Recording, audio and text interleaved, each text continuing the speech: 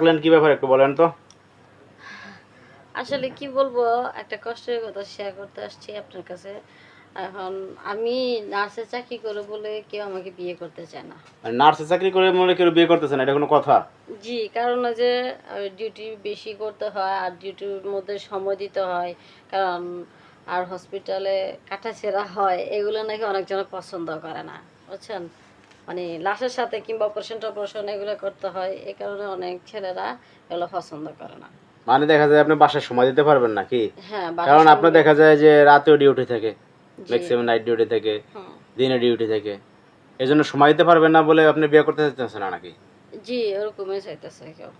অনেকজনে মানে আমাকে যখন পক্ষ দেখতে আসছে, তারা এরকম জানি শুনে মানে পরে ঘটকের মাধ্যমে আসতেছে। যেগুলো আসছে। হুম। আপনার এখন এমনি ফ্যামিলিতে সদস্য কে কে আছে? আমার এমনি সবাই আছে। ফুল ফ্যামিলিতে মা-বাবা আছে, ভাই-বোন সবাই আছে। শুধু এইটাই সমস্যা আমার, বিয়ের জন্য মানে এই হচ্ছে না। সমস্যার জন্য বিয়ে হইতেছে না? জি না। এখন আমি কি এখন আপনি, চাকরি ছেড়ে দিব নাকি সেটাই তো এখন তো ভাবতেছি। যে অবস্থা বিয়ে করতে হলে চাকরি ছাড়া লাগবে যে অবস্থা, সেটা কি এখন আর এই জন্য হয়? অনলাইনে আসছেন এই তো। জি। তারপর এরকম যদি কোনো একটা ভালো মনের মানুষ যে সবকিছু স্যাক্রিফাইস করতে পারে, ওরকম যদি কেউ থাকে, তাহলে আমার নাম্বারটা আপনাদের ভিডিওতে দিয়ে দিবেন, আমি যোগাযোগ করবো আমার সাথে। বুঝতে পারছি, এরকম থাকলে অবশ্যই আপনার নাম্বারটা আমরা দেবো। জি। অনেক মানুষ হয়তো বা দেখে পাত্রী খোঁজে, তারা হয়তো যোগাযোগ করবে, আপনি কথা বলে নেবেন বিস্তারিত। আর জি। এমনিতে কি ধরনের ছেলে আপনার পছন্দ? এমনি কি ধরনের ছেলে?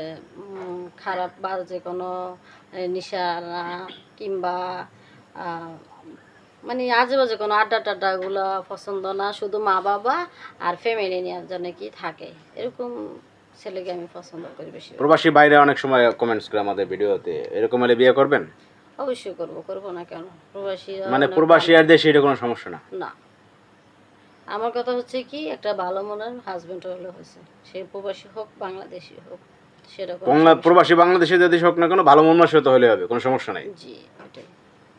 আর এমনিতে আপনারা তো আগে পরে বিয়ে শাদী হয় নাই না? না না, এখন আমার বিয়ে হয় নাই। বুঝতে পারছি। তো এখন ঘটনা হচ্ছে কি, আমাদের আসলে দেখেন অনলাইনে যারা বিয়ে করে এরা হচ্ছে বিভিন্ন অঞ্চল থেকে মনে করেন নক দেয়।